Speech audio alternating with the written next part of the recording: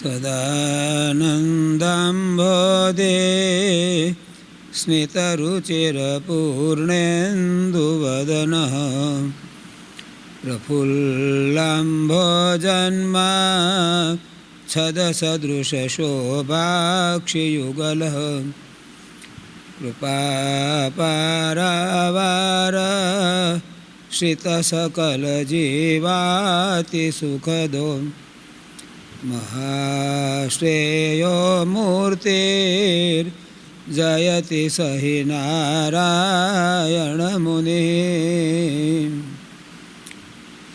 सुदुर्जेयं नित्यं विविधनियमाचारनिरतैरपि ब्रह्मेशाना प्रमुखसुरसङ्गस्वमहसा मनस्तत्तूर्णं या प्रसवमपि कुर्वन् श्रितवशे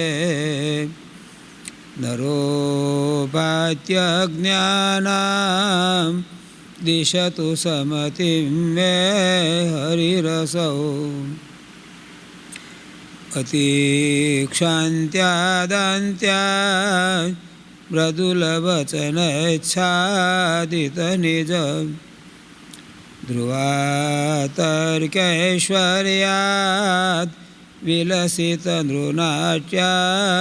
गुरवे वसानाय श्वेताम्बरयुगलमावार्तियशसे नमस्तस्मै नित्यं हृदि भगवते ध्येयवपुषे सुनिशारं सारं शुचिकनकबुट्टं परिदधन् निचोलं कौसुम्बं कटितटपटं चारुणरुचिं बहून् हारान् हैमान् वरवलयकेयूरमुकुटान् असद्वक्त्रेन्दुर्मे दृशिजयतु नारायणमुनिः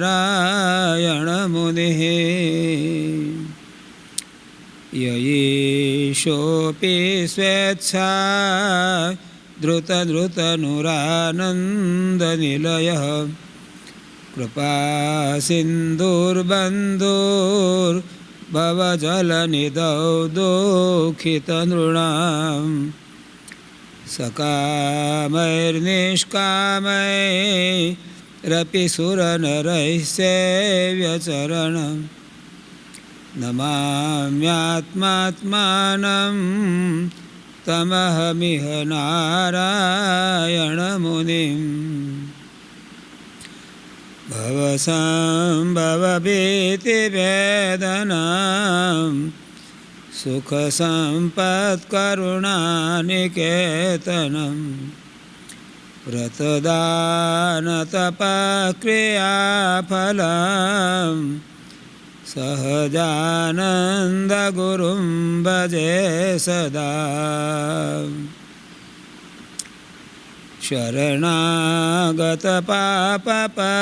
शरणागतपापपर्वतं गणयित्वा न तदीयसद्गुणम् अणुमप्यतुलं हि मन्यते सहजानन्दगुरुं भजे सदा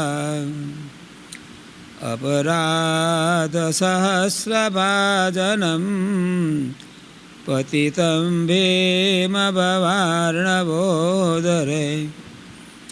अगतिं शरणागतं हरे कृपया केवलमात्मसात् कुरु स्वामिनारायणो नीलकण्ठो नारायणो हरिः हरे कृष्णश्च सहजानन्दः कृष्णोऽस्तु मे हृदि नत्वा श्रीसहजानन्द स्वामिनं भक्तिधर्मजं तद्वाणीं च शतानन्दं ततो जयमुदीरयेत्। श्रूयतां देवदेवेश स्वामिनारायण प्रभो त्वदीयेनावधानेन कथयिष्ये शुभाः कथाः। ॐ नमः श्री परमहंसास्वादित चरणकमलचिन्मकरन्दाय भक्तजनमानसनिवासाय पुराणपुरुषोत्तमाय अवतारिणे श्री सहजानंद स्वामिने नमो नमः। ओम श्री स्वामिनारायण भगवाननी जय। ओम श्री हरिकृष्णाय घनश्यामाय नीलकंठाय श्री सहजानंद स्वामिने नमो नमः।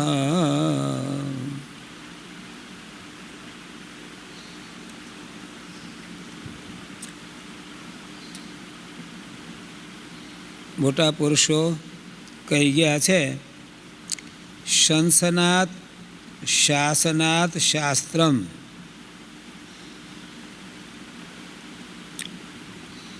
શાસ્ત્ર શબ્દ છે.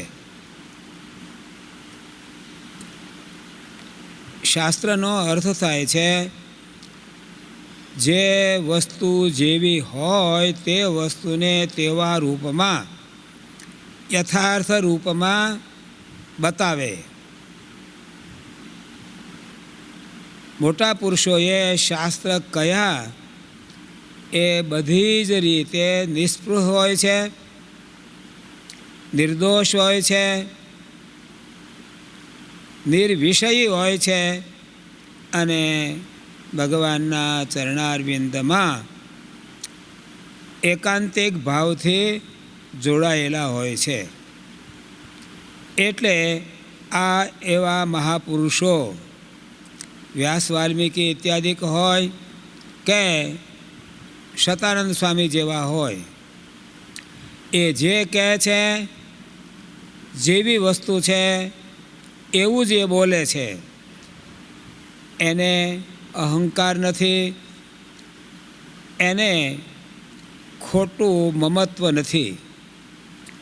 એટલે શંસનાત જે વસ્તુ જેવી હોય તે વસ્તુને તેવી રીતે સમજાવે અથવા તો શાસન કરે. અજ્ઞાની અબુધ વ્યક્તિ એને સદાચારમય સન્માર્ગ ઉપર ચાલવા માટેનો આગ્રહ રાખી શાસન કરે.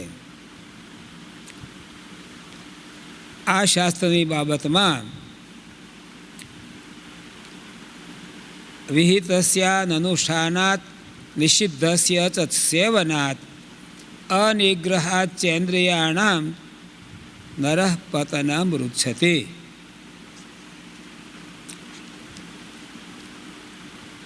આજે આપણે ધર્મ સંબંધી વાતો વિચારીએ છીએ. શા માટે વિચારીએ છીએ? તો એવું દેખાશે કે આ સંસારના બંધનથી, 184ના ભ્રમણથી, પાપના પરિણામે યમયાતના ભોગવવાથી, આ બધાથી છૂટી અને યદ ગત્વા નનિવર્તન્તે તદ્ધામ પરમમ મમ, જ્યાં ગયા પછી ક્યારેય પાછા આવવું પડે નહીં એ મારું ધામ છે. આના ઉપર ઘણા લોકો ઘણી શંકાઓ કરે. આર્ય સમાજના પ્રણેતા દયાનંદ સરસ્વતીએ કહ્યું કે ક્ષીણે પુણ્યે મર્ત્યલોકમ વિશંતિ તેતમ ભુક્ત્વા સ્વર્ગલોકમ વિશાળમ. શાસ્ત્રે કહેલી મર્યાદામાં રહીને સદ્ધર્મનું પાલન કરનાર અથવા તો સર્વોપરી શક્તિરૂપ જે પરમેશ્વરને માનનાર છે એ પુણ્યાર્જન કરે છે. પુણ્યનું ફળ સ્વર્ગાદિક લોકમાં સંતોષ શાંતિપૂર્વક રહેવું. પણ એ સ્વર્ગાદી સુખ એવા છે કે જેટલું તમારું પુણ્ય હોય એટલું ત્યાં સુખ ભોગવો અને ભોગવતા ભોગવતા પુણ્ય થઈ રહે એટલે પાછા પડો. આ દયાનંદના વિચારો. એટલા માટે એણે એમ કહ્યું કે શાશ્વત મોક્ષ એટલે અખંડ મોક્ષ, જ્યાં ગયા પછી પાછા આવવું ન પડે, આવું જે ભગવાનનું ધામ, એમાં ભગવાનની ભક્તિ ઉપાસના કરી, શાસ્ત્રના નિયમો પાળી, નિષિદ્ધોથી પાછા વળી ભગવાનનું ભજન કરે છે, એ કાયમને માટે ભગવાનના પરબ્રહ્મ પુરુષોત્તમના અક્ષરધામને પામે છે. હવે જીવ એમના અક્ષરધામમાં ચાલુ જ પ્રવાહ રહે, એટલો બધો પ્રવાહ રહે કે ક્યારેય એ ખૂટે નહીં. તો ધામમાં જનારા જીવ કેટલા? આ ભગવાન સ્વામિનારાયણે વિક્રમ સંવત 1837ના ચૈત્ર સુધી 9મીને દિવસે અનંત જીવોનું હિત કરવા, સુખ કરવા, કલ્યાણ કરવા, પોતાના ચરણનું સુખ આપવા માટે અવતાર ધારણ કર્યો. ઠીક 49 વર્ષથી થોડું વધારે રહી એ ભગવાન પુરુષોત્તમ તિરોહિત થયા, અંતર્હિત થયા, અંતર્ધાન થયા એમ કહીએ. એ ભગવાને જેઓ અનેકને અક્ષરધામમાં પહોંચાડ્યા, એમના અનન્ય આશ્રિત સંતો, હરિભક્તો, બાઈઓ ભાઈઓ એ ભજન કરી અક્ષરધામને પછીથી પામ્યા. પછીથી પણ એ પરમ ભગવદીય મહાપુરુષોએ અનેક જીવોને અક્ષરધામમાં મોકલ્યા છે અને હજી એ પ્રવાહ ચાલુ છે. હવે એ ચાલુ જો હોય તો જીવ ખૂટી નહીં જાય, અક્ષરધામમાં ક્યારેય ભરાવો નહીં થાય. ત્યારે શાસ્ત્રો એમ કહે છે કે આજે આપણે જે શંકા કરીએ છીએ તે ખાબોચિયાની દેડકી અગાધ સાગરના સ્વરૂપને ઓળખતી નથી, એટલે કૂદકો મારીને કહે છે. માનસરોવરના હંસ એ કોઈ જળાશયની પડખે ઉતર્યા હશે ત્યારે દેડકો દોડીને ગયો, ક્યાંથી આવો છો? માનસરોવરથી. ક્યાં આવ્યું, કેટલે આવ્યું, કેવું છે? હંસો શું કહે?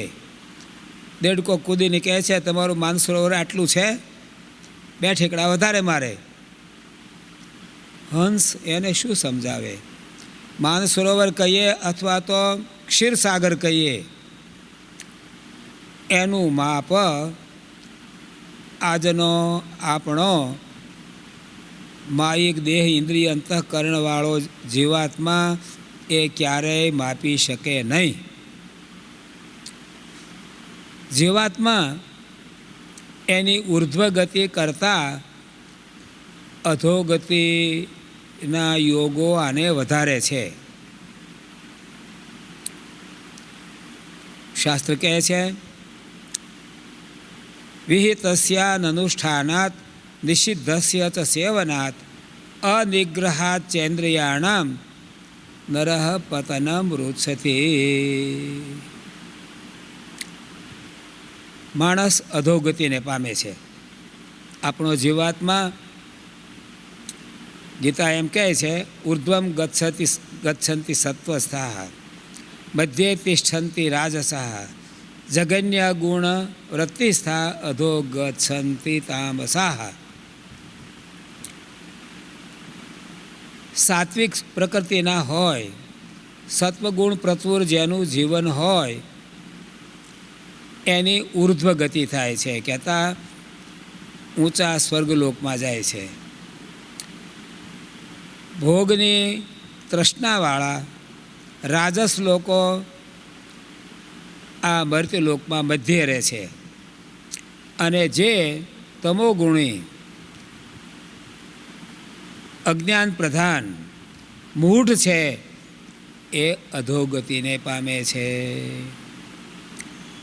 તો અધોગતિનું કારણ યાદ રાખ્યા જેવું માનતા હોય તો 3 છે. વિહિતસ્ય અનનુષ્ઠાનાત, જે જગતના માલિક પરમેશ્વરે કહ્યું આમ કરજો, કહ્યા પ્રમાણે જે ન કરે એની અધોગતિ થાય. એક વાત, કહ્યું ન કરવું તે બીજી બાબત, નિષિદ્ધસ્ય ચ સેવનાત.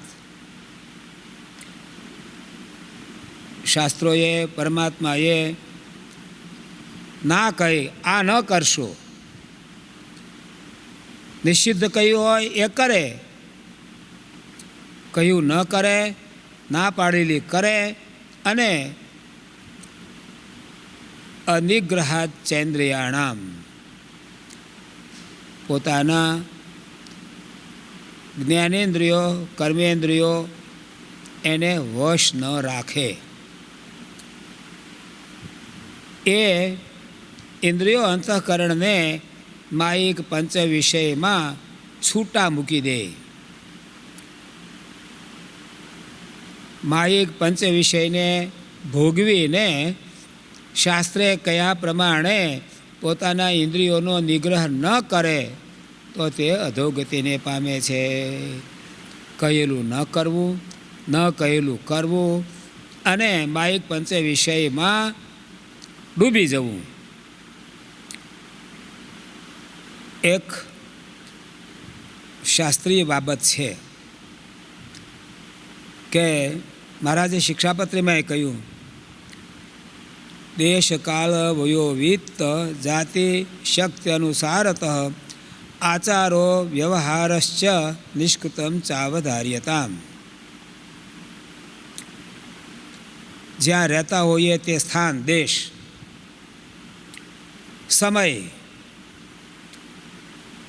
સમય એટલે રાત્રિ દિવસ સમય તો ખરો, પણ આજે કેવા યુગમાં આપણે જીવી રહ્યા છીએ, આપણી ઉંમર કઈ છે, આપણી જાતિ કઈ છે, નર જાતિ છે, નારી જાતિ છે, કે અવાંતર ભેદોમાં રહેલા આપણે કયા વર્ગના છીએ, આપણી શક્તિ શું છે, વિચાર શક્તિ, શારીરિક શક્તિ, કોઈ કામ કરવું હોય તો સંયોગો કેવા છે, મને મદદ કરનાર કોઈ છે, મને સાથ આપનારા છે કે ટાંટીઓ ખેંચનારા છે. દેશ કાળ વયો વિત્ત જાતિ શક્તિ અનુસાર આ બધાનો વિચાર કરી અને આચાર વ્યવહાર અને પ્રાયશ્ચિતનો નિર્ણય કરવો.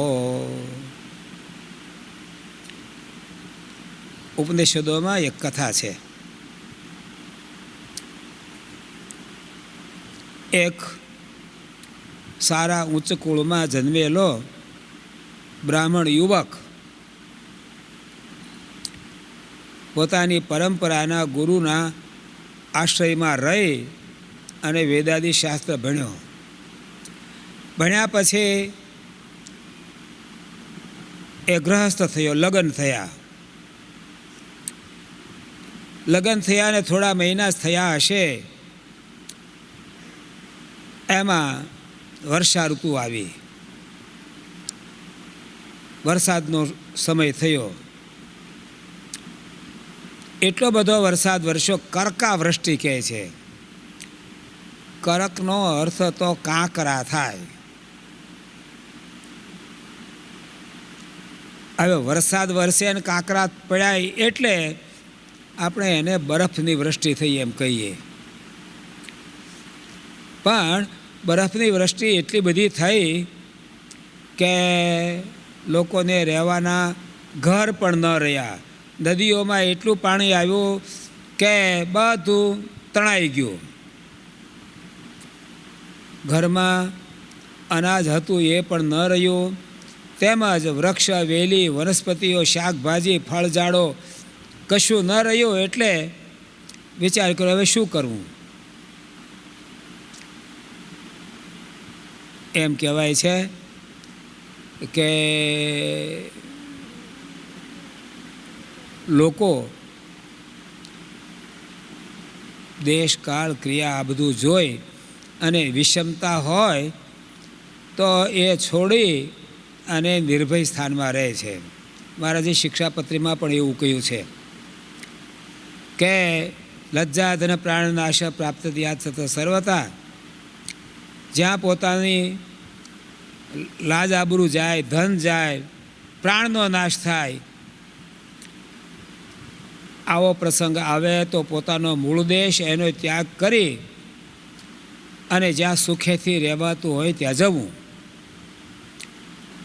પેલો વિદ્વાન બ્રાહ્મણ ગુંજાયો, શું કરવું. વાહનો તો હતા નહીં એ વખતે એવા, અને એમાં તપસ્વી બ્રાહ્મણ હતો એટલે એની પત્નીને લઈને ચાલતો થઈ ગયો. કેટલું ચલાશે, કેટલું ચાલ્યો એનું તો શું કહેવું. જેમ આજ લોકો શ્રમજીવી મજૂરો ક્યાં કામ કરતા હોય અને આ રોગનું આક્રમણ થયું મહામારીનું, એટલે વાહનો બધા બંધ થઈ ગયા, રસ્તાઓ બંધ કરી દીધા. તો સંભળાય છે કે કેટલાક લોકો સાયકલ લઈ અને સેંકડો માઇલ કિલોમીટર ચાલ્યા, પગપાળા ચાલ્યા. સફળતા મળી ન મળી, મરી ગયા, આવા સમાચારો પણ આપણે જાણીએ છીએ. પેલો બ્રાહ્મણ એની પત્નીને લઈને ચાલ્યો કે કઈ દેશ તરફ ગયો. એની પત્ની થાકી ગઈ. આ બાજુ પુષ્કળ વરસાદ થયેલો. જ્યાં ચાલ્યા જાય છે એક જંગલ હતું, તે બિલકુલ કોરું જંગલ. કોરા જંગલમાં ઊંચાણવાળો પ્રદેશ હશે, ક્યાંય નદી નહેરું પણ આવ્યું નહીં. બ્રાહ્મણી એઠી બેસી ગઈ, મારાથી હવે ચલાશે નહીં, તરસ બહુ લાગી છે, પાણી લાવો. ભૂખ બહુ લાગી છે, ખાવાનું આપો. ત્યારે એ ધાર્મિક બ્રાહ્મણ એની પત્નીને એક જગ્યાએ બેસાડી અને વિચાર કરવા માંડ્યો, છે અહીં કોઈ? કલાક દોઢ કલાક ઘૂમ્યો ત્યારે જંગલમાં માવતોનો એક ઠેકાણું મળ્યું. માવત એટલે જંગલી હાથીઓને કબજે લઈ એને શિક્ષણ આપી અને રાજા મહારાજાઓમાં કે જ્યાં જરૂર હોય ત્યાં વેચે. હવે માવતોનું એ સ્થાન હતું, ત્યાં ગયો. એમાં રાત પડી ગયેલી, કોઈ માણસ મળ્યો નહીં. એમાં એક બુઢો બેઠો હતો. બ્રાહ્મણે પૂછ્યું કે ભાઈ અમારા પ્રાણ જાય છે, ખાવાનું કંઈ આપશો? ત્યારે કે મેં ખાવા માટે કળથી બાફી હતી. કળથી પણ માણસના ખોરાકમાં નીચું અન્ન ગણાય છે, બહુ સારું ન કહેવાય. ન છૂટકે માણસ કોદરીને કળથી એવું બધું ખાય. મારે ખાતા કળથી આ માટીના પાટિયામાં છે, લે તો ખા. લીધી, એની ઘરવાળી પાસે આવ્યો. બે જણાએ પાંદડાના પડિયા જેવું કરી એ કળથી કાઢીને ખાધી. થોડી પ્રવાહી હશે એટલે ભૂખ મટી અને થોડી તૃષામાં પણ રાહત થઈ. આ બે ખાઈ રહ્યા છે કે આ પેલો બુઢો માવત આવીને કહે છે કે મારા માટલામાં પાણી છે, પીવું છે? ત્યારે પેલો કહે છે ના, પાણી નથી પીવું. તમારું એઠું પાણી હોય ને, એઠું પાણી, હું બ્રાહ્મણ છું, મારે ન પીવાય. ત્યારે કહે છે કળથી ખાધી એનું શું? ન ખાધી, કળથી ન ખાધી હોત તો મારું મૃત્યુ થાત. મરણથી બચવા માટે તારું રાંધેલું કે ખાતા વધેલું એઠું અન્ન મેં ખાધું, પણ હજી હું 2, 5, 7, 10 કિલોમીટર ચાલી શકું એમ છું. એની ઘરવાળીને પૂછ્યું તો ના, કાંઈ વાંધો નહીં, ચાલશું. ચાલતા ગયા, જંગલની પાર નીકળી ગયા અને ઠીક થયું. હવે અહીંયા સમજવાની એ વાત છે કે વિષમ દેશકાળમાં પોતાનું વતન છોડ્યું. વતન છોડ્યું એ તો ઠીક, ખાવા પીવાનું ન મળ્યું ત્યારે એક નિમ્ન જાતિના માણસની એઠી કળથી ખાધી, પાણી ન પીધું. દેશ, કાળ, અવસ્થા, જાતિ, શક્તિ એને અનુસારે આચાર, વ્યવહાર અને પ્રાયશ્ચિત્ત કરવા એમ ભગવાન સ્વામિનારાયણે આ શિક્ષાપત્રીમાં લખ્યું. પ્રાયશ્ચિત્તોમાં પણ કેટલાક પ્રાયશ્ચિત્તો એવા હોય છે કે જે પ્રાયશ્ચિત કરવા જાય માણસ જીવે જ નહીં. દેહાંત જેવા પ્રાયશ્ચિત્તો હોય છે. પ્રાયશ્ચિત કરીને શુદ્ધિ પ્રાપ્ત થાય, શુદ્ધ થયેલું પોતાનું જીવન હોય તો મોક્ષને માટેનું કાંઈ સાધન કરી શકાય. પણ પ્રાયશ્ચિત કરવા જતાં તરત જ મૃત્યુ થાય, એ પ્રાયશ્ચિત ન કરવું એમ વિજ્ઞાનેશ્વર ભટ્ટે મિતાક્ષરા ટીકામાં લખ્યું છે. અહીંયા એ વાત નીકળી, વિહિતસ્ય અનનુષ્ઠાનાત નિષિદ્ધસ્ય ચ સેવનાત. જે આચાર, જે વર્તન, જે સાધન જીવના હિતને માટે કહ્યું હોય એ ન કરે અને જેની ના કહ્યું હોય, દારૂ, માંસ, ચોરી, વ્યભિચાર આવા બધા પાપ કર્મ કરે અને પોતાના ઇન્દ્રિયોને વશ થઈ જાય, જ્ઞાનેન્દ્રિયો અને કર્મેન્દ્રિયોને નિયમમાં ન રાખે તો એ માણસનું અધઃપતન છે. અધઃપતનમાં મેં એમ કહ્યું કે ક્ષીણે પુણ્ય મર્ત્યલોકમ વિશંતિ, એનો અર્થ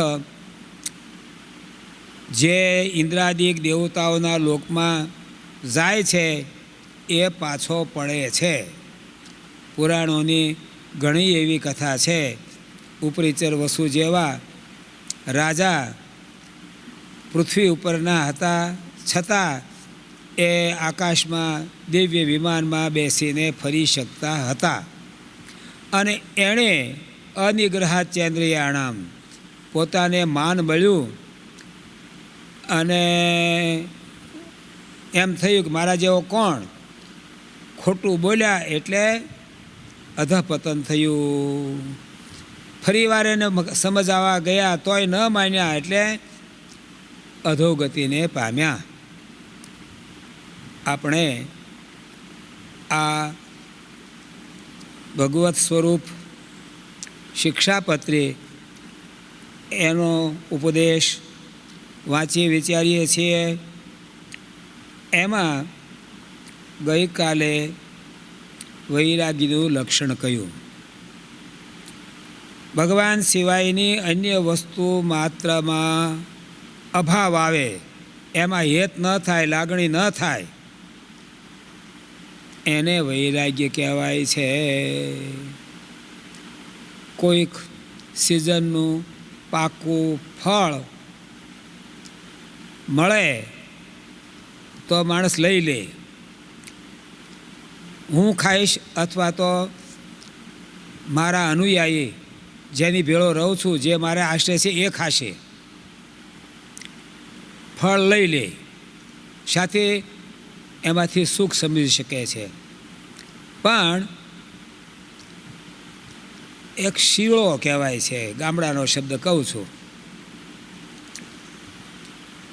એક જંતુ, એક પ્રાણી હોય છે, ગોટો વળીને પડ્યો હોય તો ખોબા જેટલું થઈ જાય, પણ એને ચારેય બાજુ કાંટા હોય. એના શરીરના બહારના ભાગમાં કાંટા. એ શરીર ખોલે ત્યારે એના 2-4 પગ જે હોય એથી ચાલી શકે, મોઢું પણ હોય. ઈશ્વરની સૃષ્ટિમાં આ એક વિચિત્ર જંતુ છે. એને ભય લાગે ને એટલે એકદમ સંકોચાઈ જાય અને ગોળ દડા જેવું થઈ જાય. પછી એને કોઈ નુકસાન કરી શકે, કારણ કે કાંટા હોય. આપણને સિઝનની પાકી કેરી દેખાણી તો લઈ લઈએ, પણ શીળો કોઈ દી લીધો? ગાંધીનગર જેવા શહેરમાં કે નાગરિક જીવનમાં તો ક્યાંથી, પણ ગામડાના જીવનમાં મેં જોયેલું છે એટલે કહું છું. સારી વસ્તુ લઈ લેવાની, પણ જેનાથી દુઃખ થાય આવી વસ્તુનો ત્યાગ કરી દેવામાં આવે છે. એટલે વૈરાગ્યનું એવું છે, ભગવાન સિવાય અન્ય વસ્તુઓમાં જેનાથી નુકસાન થાય, જેનાથી અધોગતિ થાય, જેનાથી પોતાનું કલ્યાણ બગડે, આવા જે માયિક પંચ વિષયો એમાં નહીં તણાતા ભગવાનને વિશે પ્રીતિ કરવી એને વૈરાગ્ય કહે છે. ધર્મ, ભક્તિ, વૈરાગ્ય અને હવે ચોથું આવે છે જ્ઞાન. જ્ઞાન કોને કહેવાય છે? જ્ઞાનમ ચ જીવમાયેશ રૂપાણામ સુષ્ઠુ વેદનમ. આપણે જે શાસ્ત્રોને માનીએ છીએ, જે સિદ્ધાંતને માનીએ છીએ,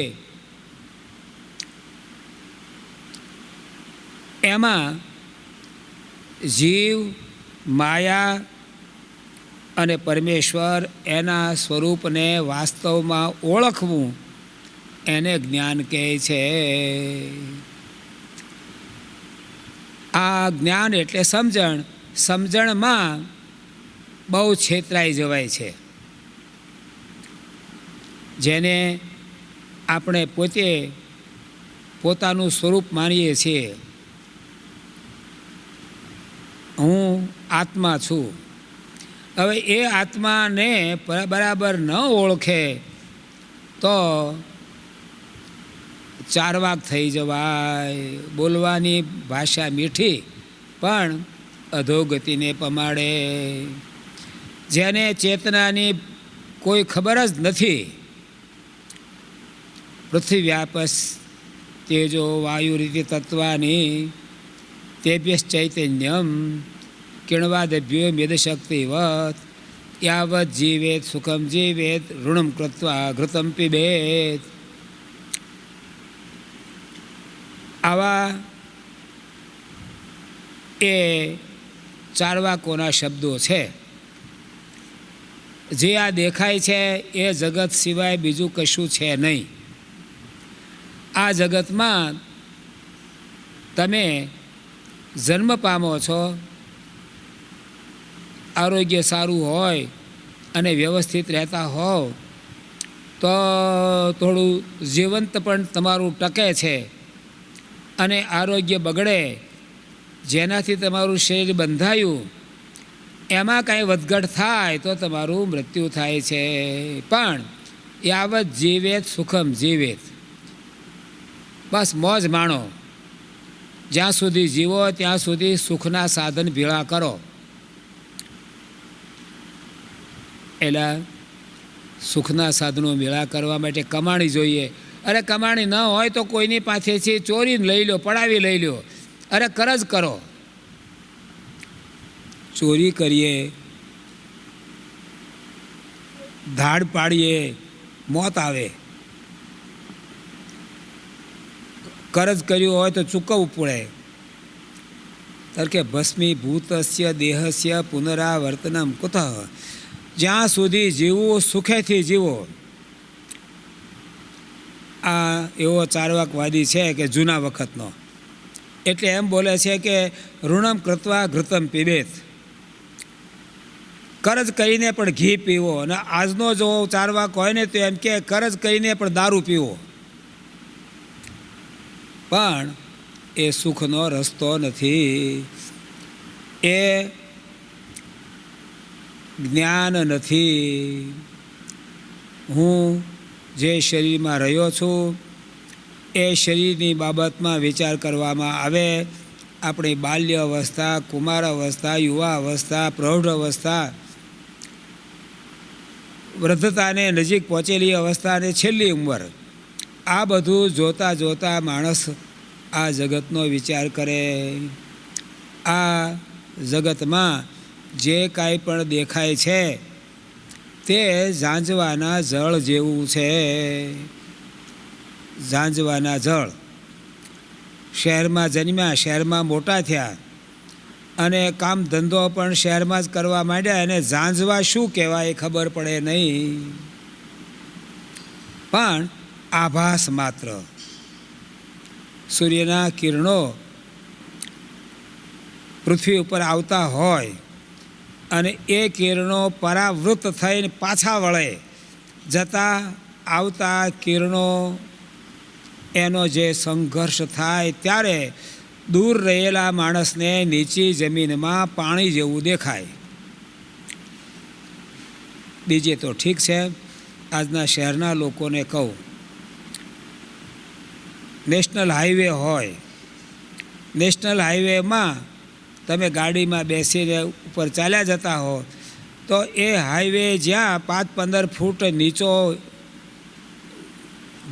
થાય અને તરત પાછો ઉપર ચડતો હોય તો તમે દૂર ગાડીમાં બેઠેલા હોય એ તમને રોડ ઉપર પાણી ભરેલું દેખાય.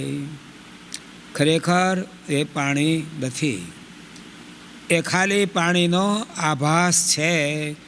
એમ ઐન્દ્રિક જે સુખો છે એ ખરેખર સુખરૂપ નથી, એ આભાસ માત્ર છે. અને એ આભાસનું પરિણામ દુઃખરૂપ છે. એટલે માયાના સ્વરૂપને ઓળખવું, જીવના સ્વરૂપને ઓળખવું અને માયાના અધિપતિ, જીવના અંતર્યામી, કર્મફળ પ્રદાતા આવા જે પરમેશ્વર, એને ઓળખવા, એનું નામ જ્ઞાન કહે છે. જ્ઞાનને કહેવાને માટે શતાનંદ સ્વામીએ ઘણા પ્રમાણો આપ્યા છે. ક્ષેત્ર ક્ષેત્રજ્ઞ યોર્જ્ઞાનમ તજ્ઞાનમ મતમ મમ, ગીતાના 13મા અધ્યાયનો બીજો શ્લોક છે. ક્ષેત્ર અને ક્ષેત્રજ્ઞ. ઇદમ શરીરમ કૌંતેય ક્ષેત્રમ ઇત્યભિધીયતે એતદ યો વેતિ તમ પ્રાહુ ક્ષેત્રજ્ઞ ઇતિ તદ્વિદઃ. આ ગીતાનો શ્લોક છે. ક્ષેત્ર અને ક્ષેત્રજ્ઞ બંને શબ્દ સંસ્કૃત ભાષાના છે. આપણી ગામડાની ભાષામાં કહેવા માગીએ તો ખેતર. ક્ષેત્ર એટલે ખેતર અને ક્ષેત્રજ્ઞ એટલે એ ખેતરને વ્યવસ્થિત સમજનારો, જાણનારો, ઉપયોગ કરનારો, એનો લાભ લેનારો. ક્ષેત્ર અને ક્ષેત્રજ્ઞ બંનેનું જે જ્ઞાન એ ખરું જ્ઞાન કહેવાય છે. શું જ્ઞાન? એટલે એ વિચારવાનું, આપણો આત્મા આ શરીરમાં આવ્યો, એ શરીર એના પૂર્વના કર્મના ફળ રૂપમાં મળ્યું છે. એટલે પૂર્વે કરેલા પુણ્ય કે પાપ એને આ ક્ષેત્રરૂપી શરીરમાં રહી અને જીવ સુખ દુઃખને ભોગવે છે. ક્ષેત્રજ્ઞ એટલે આ જીવના આ શરીરના ઉપર કબજો જમાવીને રહેલો, એને નિયમમાં રાખનાર, એની આવશ્યકતાઓને સમજે અને એમાં અહમ મમત્વના અભિમાનથી બંધાઈ જાય આવો જે જીવ એને ક્ષેત્રજ્ઞ કહે છે. એથી આગળ જઈએ તો આ શરીરની અંદર રહેલો જીવાત્મા એ બંનેથી પર જીવનો જે અંતર્યામી, જીવને જે શરીર આપનાર છે, કર્મફળ ભોગવનાર છે, એને કહીએ અંતર્યામી, સાચા ક્ષેત્રજ્ઞ. શરીર અને શરીરી આ બે બાબત બહુ સમજ્યા જેવી વાત છે. ઝાઝા ભાગના માણસો આ સંસારમાં હવની સાથે ચાલ્યા જાય છે, પણ હું શા માટે સત્કર્મ કરું છું, હું શા માટે દુષ્કર્મથી પાછો વળું છું, મારે શું મેળવવાનું છે, એવું જ્ઞાન હોતું નથી. ખરા ક્ષેત્રજ્ઞ તો એ છે કે આ સંપૂર્ણ જગત, આ એક બ્રહ્માંડ છે, ખગોળ ભૂગોળના વચનામૃતમાં અથવા તો પ્રથમ પ્રકરણના 12મા વચનામૃતમાં આ જગત સંબંધી, બ્રહ્મ સંબંધી, ઉત્પત્તિ સંબંધી વાતો કહી છે. હવે આત્યંતિક પ્રલય થાય ત્યારે ભૂત ભૌતિક કોઈ પદાર્થો રહેતા નથી. મૂળ માયા, મૂળ પ્રકૃતિ, ઘણી જાતના શબ્દો વપરાયા છે. ભાગવત પંચમ સ્કંદ નહીં, કપિલ ગીતા પંચમ સ્કંદ પણ ખરો, એકાદશ સ્કંદ, એમાં આ જગત સંબંધી ઘણી વાતો છે. વળી સાંખ્યના આચાર્યોએ પ્રકૃતિ સંબંધી બધી વાતો કરી છે. મહાભારતના મોક્ષ ધર્મ પર્વ ઇત્યાદિકમાં, વાસુદેવ મહાત્મ્ય ઇત્યાદિકમાં આ બધી વસ્તુઓનું વિશદ વિવેચન કર્યું છે. જે જળ ચેતન બધાને ધારી રહેલા હોય, જેને આધારે આ બધું રહ્યું હોય, જે આ જગત જેના નિયંત્રણમાં છે, જીવ પણ જેનો શેષ છે. શેષ અને શેષી આવા બે શબ્દો સંસ્કૃતના છે. શેષી એટલે જે પરબ્રહ્મ પુરુષોત્તમ જળ અને ચેતન આ બધાના ભોગતા છે. આપણે જે કાંઈ પંચવિષય ભોગવીએ છીએ એ કર્મના પરિણામરૂપ પુણ્ય પાપરૂપ છે. જ્યારે પરમેશ્વરને કોઈ પુણ્ય પાપ જેવી વસ્તુ છે નહીં, છતાં એના ધારક, પોષક અને ભોગતા છે. જીવ જે કાંઈ પણ રાગ દ્વેષથી કર્મ કરે એનું ફળ એને ભોગવવું પડે છે. જ્યારે પરમેશ્વર લીલા કરે છે, એવી એમની એ લીલા છે કે જે લીલાને ચિંતવતા, ધ્યાનમાં લેતા, સ્મરણમાં રાખતા આ જીવાત્મા શુદ્ધ બની જાય છે.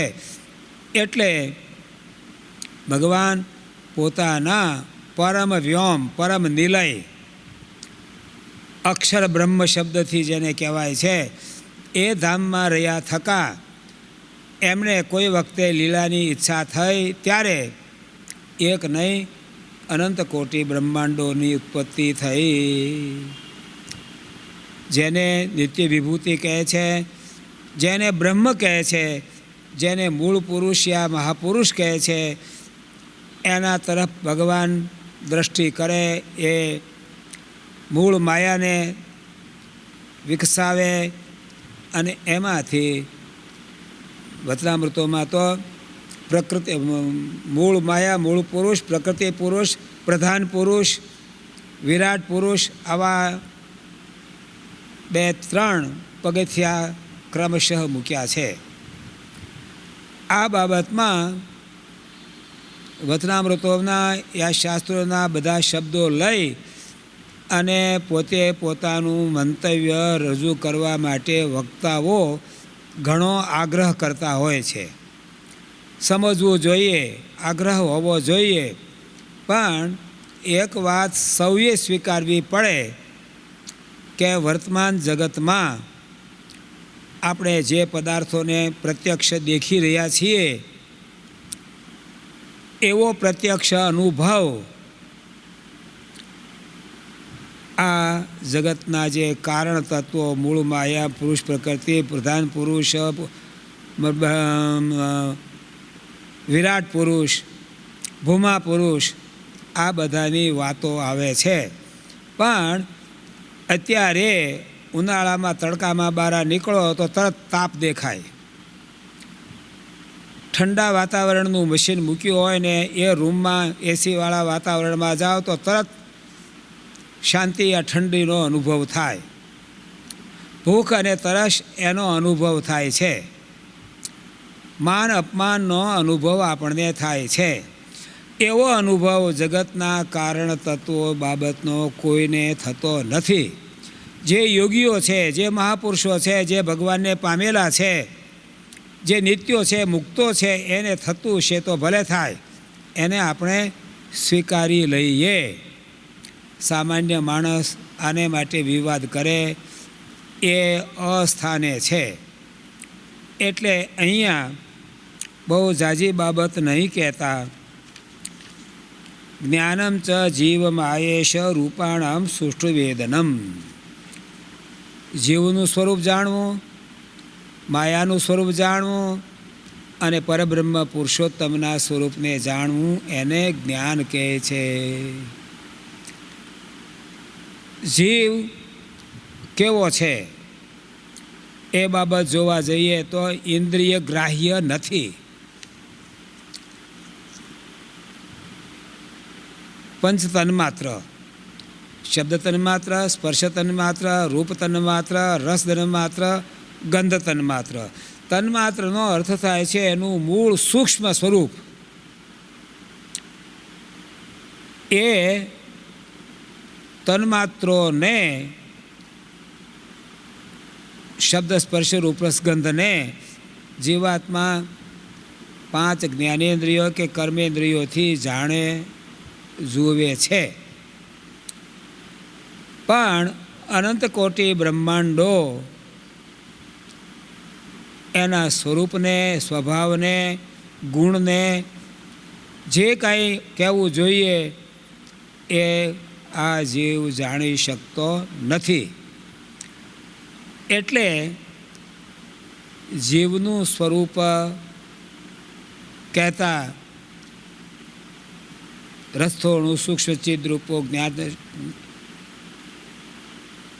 જે હૃદયમાં રહ્યો છે, અણુસરખો સૂક્ષ્મ છે, ચૈતન્યમય જ્ઞાનમય શક્તિથી સંપૂર્ણ જગતમાં, દેહમાં વ્યાપીને રહ્યો છે. જ્ઞાનમયી શક્તિ, જીવ અને જીવનું જ્ઞાનમય સ્વરૂપ એ થોડું સમજવું જોઈએ. આકાશમાં મધ્યે સૂર્ય અત્યારે રહ્યો છે.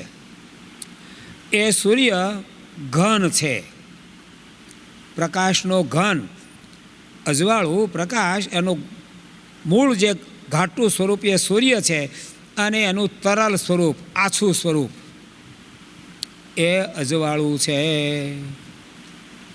આ સભા મંડપમાં બેઠા છીએ, સૂર્યનો સીધો તાપ આવતો નથી, પણ બહાર રહેલો જે તાપ એનું તરલ સ્વરૂપ અજવાળું આપણે અત્યારે અનુભવી રહ્યા છીએ. જ્ઞાન ઘન જીવાત્મા એનું તરલ સ્વરૂપ એટલે જેને જીવનું સૂક્ષ્મ ધર્મભૂત જ્ઞાન કહેવાય છે. એ ધર્મભૂત જ્ઞાનથી નખથી શિખા પર્યંત આખા શરીરમાં જીવ સુખ દુઃખને કે વસ્તુઓના અનુભવને જાણી રહ્યો છે. એટલે એ જીવ હૃદયમાં રહ્યો છે, અણુ સરખો સૂક્ષ્મ છે, જ્ઞાનમયી શક્તિથી નખથી શિખા પર્યંત વ્યાપીને રહ્યો છે. હવે એમાં શબ્દ, સ્પર્શ, રૂપ, રસ કે ગંધ આવા એકે ગુણ નથી. અછેદ્ય છે અર્થાત એ કપાતો નથી, અભેદ્ય છે એટલે વિંધાતો નથી, પકડાતો નથી. એ જ રીતે હું જ્ઞાતાના રૂપમાં જીવનો અનુભવ થાય છે. આ બધી ચર્ચા વેદાંતમાં એના ગ્રંથોને વાંચતા વિચારતા વર્ષો કાઢે છતાં પણ આ માયિક પદાર્થ વસ્તુ જેમ ચોખ્ખી અનુભવાય છે એમ અનુભવાતી નથી. જે અષ્ટાંગ યોગને માર્ગે ચાલ્યા હોય અને જેને એવા પારંગત ગુરુ મળ્યા હોય એને જ આ ખ્યાલ આવે છે. શ્રીજી મહારાજના ચરિત્રોમાં ગોપાળ યોગીને ત્યાં મહારાજ 1 વર્ષ સુધી રહ્યા. એ યોગી અષ્ટાંગ યોગના પારંગત હતા છતાં પણ 1 વર્ષને અંતે એ ગોપાળ યોગીને શ્રીજી મહારાજે એટલે નીલકંઠ વર્ણીએ અંતર્યામી પરબ્રહ્મ સ્વરૂપનું જ્ઞાન કરાવ્યું. જે ગોપાળ યોગીને આખી જિંદગી યોગ સાધના કરી અને યોગીની અવસ્થામાં રહ્યા હતા એને પણ પરબ્રહ્મ પરમાત્મા પોતાના અંતર્યામી છે એ અંતર્યામીના સ્વરૂપનો પૂરો સાક્ષાત્કાર થયેલો હતો નહીં. એટલે મહારાજે પછીથી ગોપાળ યોગીને શીખવાડ્યું. જે ગોપાળ યોગીને નીલકંઠ વર્ણી ગુરુ માનતા હતા એ જ ગુરુ ગોપાળ યોગી નીલકંઠ વર્ણીને પોતાના ગુરુ, ઈષ્ટદેવ, આરાધ્ય યા ઉપાસ્ય માનવા લાગ્યા. આ બધી વાત હું એટલે કહું છું કે ગોપાળ યોગીની જેવી સ્થિતિમાં તો આપણે નથી જ. આપણા એટલા બધા ભાગ્ય ક્યાંથી હોય કે 1 વર્ષ દિવસ સુધી પરબ્રહ્મ પુરુષોત્તમ નારાયણ મનુષ્ય દેહ ધારીને સાથે રહે, શિષ્ય ભાવને સ્વીકારે, યમ નિયમ આસન પ્રાણાયામ પ્રત્યાહાર ઇત્યાદિ અંગો એને ભલે મનુષ્ય લીલાના રૂપમાં કહીએ, એમને કોઈ નીલકંઠ વર્ણીને યા શ્રીહરિને કોઈ પણ એવા સાધનોની જરૂર નથી. પોતે વાસ્તવમાં આ બધું છે છતાં એણે લીલાને માટે આ બધું શીખ્યું. એટલે આપણી વાત કરીએ તો ભગવાન દયા કરી અને આપણા આત્માનો ઉદ્ધાર કરે એમ કહેવામાં આવે છે. હે ભગવાન, મારા અપરાધોનો કોઈ પાર નથી અને તમારી દયાનો કોઈ પાર નથી. મારા સ્વભાવ, પ્રકૃતિ, કર્તવ્ય કે કર્મો એની સામે જોશો તો મારો ઉદ્ધાર નહીં થાય. પણ તમે જે દયાળુ છો, શરણાગત રક્ષક છો અને તમે તમારું પોતાનું સ્વરૂપ વિચારશો તો જ મારો ઉદ્ધાર થશે. એટલે શિક્ષાપત્રીમાં શ્રીજી મહારાજે ધર્મ, ભક્તિ, વૈરાગ્ય અને જ્ઞાન એના લક્ષણો કયા. હવે જ્ઞાનમાં જીવ, માયા અને પરમેશ્વરના સ્વરૂપને ઓળખવાની વાત થઈ ત્યારે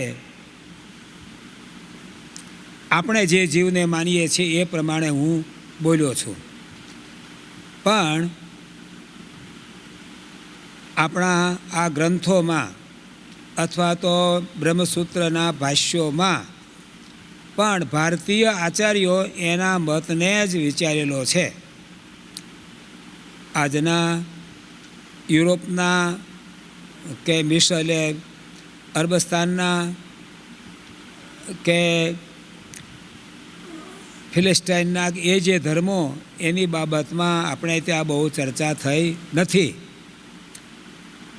જેમ કે કણાદ અને ગૌતમ. કણાદ જે છે એને અક્ષપાદ પણ કહેવાતા. એ એવા એક ઋષિ મુનિ હતા કે સતત આત્મચિંતનમાં, જગતકર્તાના ચિંતનમાં રાચ્યા રહેતા હતા. આંખો બંધ રાખતા. આંખો બંધ રાખતા તો ચાલે કેમ? એને અક્ષપાદ કહે છે. પગમાં આંખોની શક્તિ હતી. પગમાં આંખોની શક્તિ આજ આપણને સમજમાં આવે નહીં. પણ એટલું ખરું કે જે જન્માંધ હોય એ એના જિંદગીના અનુભવને આધારે એની સ્મરણ શક્તિ ઘણી તેજ હોય અને ભાગ્યે જ એ ક્યાંક અથડાય, ચાલ્યો જાય. આ કણાદે જીવાત્માના સ્વરૂપને વિભુ કહ્યું. વિભુ એટલે વ્યાપક. વ્યાપક એટલે જેવું આકાશ સર્વત્ર છે એમ તમારો આત્મા પણ સર્વત્ર છે. હવે એક આત્મા નથી, અનંત આત્માઓ છે. અનંત આત્માઓ જો સ્વતંત્ર હોય તો એકાબીજામાં ન જતું રહે, સુખ કે દુઃખ. ત્યારે કહે છે કે વિભુ જે આત્મા એનો મનને જ્યાં સંયોગ છે ત્યાં સુખ દુઃખનો અનુભવ થાય છે. અને વિભુ જે આત્મા એણે કરેલા અનંત જે કર્મો એ જે મનની સાથે જે જોડાયેલો હોય એને જ ભોગવાય છે. પણ એ મત ઠીક નથી ગયો. કણાદ, ગૌતમ, પછી કપિલ અને પતંજલિ એનો સાંખ્ય અને યોગ એ સિદ્ધાંત છે. સાંખ્ય 24 તત્વાત્મક પ્રકૃતિની વાત કરે છે, પણ જીવાત્માને અકર્તા કયો છે, ભોગતા છે, કરતા નથી. એટલે એ સિદ્ધાંત પણ ઠીક નથી. 6 દર્શનોમાં મીમાંસા દર્શન છે. મીમાંસા એટલે કર્મકાંડનો વિષય. વેદોમાં જે કર્મારાધ્ય બધા સાધનો યજ્ઞ યાગાદિ કયા એનો વિચાર કરે છે. પણ એ ખરેખર સાકાર એવા પરમેશ્વરને માનતા નથી. એટલે છેવટે વેદાંત સિદ્ધાંતની વાત જ એક રહે છે. વેદાંતમાં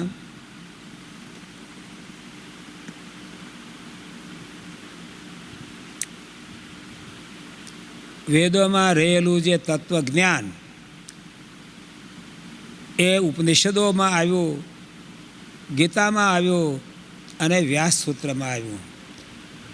તો ઉપનિષદો, ગીતા અને વ્યાસ સૂત્ર ત્રણના ઉપર થઈને વેદાંતના સિદ્ધાંતોએ જીવ, જગત અને પરમેશ્વર એના સ્વરૂપનું નિરૂપણ કર્યું છે. એમાં ખાસ કરીને બધા ગ્રંથો તો આજે કદાચ ભાષ્યો હશે કે નહીં હોય, પણ શંકરાચાર્યનું ભાષ્ય ત્રણેય ગ્રંથો ઉપર છે. જે જીવન જીવે છે, જે જગત સામે છે, એનું અસ્તિત્વ જ શંકરાચાર્ય સ્વીકારતા નથી. જે છે એ આભાસ છે, જે છે એ ભ્રમ છે, ભ્રાંતિ છે. જીવો બ્રહ્મૈવ ના પરઃ. બ્રહ્મ છે એ સત્ય છે, જગત મિથ્યા છે. જગત મિથ્યા હોય તો દેખાય કેમ? તો કે દેખાવું એ પણ ભ્રાંતિ છે. એમ કહીને શંકરાચાર્યે માયાવાદની પ્રવૃત્તિ કરી છે. હવે પછી એ માયાવાદની બાબતમાં આવતીકાલે કહીશું. સહજાનંદ સ્વામી મહારાજની જય. શ્રીપતિમ શ્રીધરમ સર્વદેવેશ્વરમ ભક્તિધર્માત્મજમ વાસુદેવમ વરેમ માધવમ કેશવમ કામદમ કારણમ સ્વામિનારાયણમ નીલકંઠમ ભજે સહજાનંદ સ્વામી મહારાજની જય.